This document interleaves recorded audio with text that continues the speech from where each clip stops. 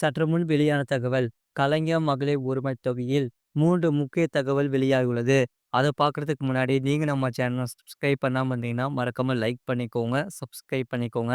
கலைஞர் மகளிர் உரிமைத் தொகை திட்டத்திற்கான முக்கிய அறிவிப்பை தமிழ்நாடு அரசு இப்போது வெளியிட்டுள்ளது. ஜூலை 15ஆம் தேதி முதல் நடக்கும் உங்களுடன் ஸ்டாலின் முகாமில் இதுவரை விண்ணப்பிக்காதவர்கள், ஏற்கனவே விண்ணப்பித்து விண்ணப்பம் நிராகரிக்கப்பட்டவர்கள், கலைஞர் மகளிர் உரிமைத் தொகை புதிய விதிமுறைகளின்படி விண்ணப்பிக்க வாய்ப்பு பெற்ற காலமுறை ஓய்வூதியம் பெறும் முன்னாள் அரசு ஊழியர்களின் குடும்பத்தினர் விண்ணப்பிக்கலாம் என்று சொல்லப்படுகிறது. இந்த வாய்ப்பை தவற விட்டுவிடாதீர்கள்.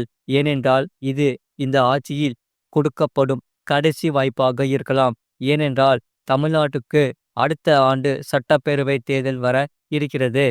அதனால் அதற்கான பணிகள் மற்றும் தேர்தல் வேலைகள் எல்லாம் நவம்பர் பிற்பகுதியில் இருந்தே தமிழ்நாட்டில் சூடு பிடித்துவிடும்.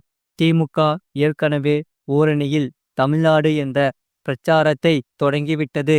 இந்த சூழலில்தான் கலைஞர் மகளிர் உரிமை தொகை திட்டம் விரிவாக்கம் நடக்கிறது. முழுவீடியோ லிங்க் கீழே இருக்கு. கிளிக் பண்ணி பாருங்க.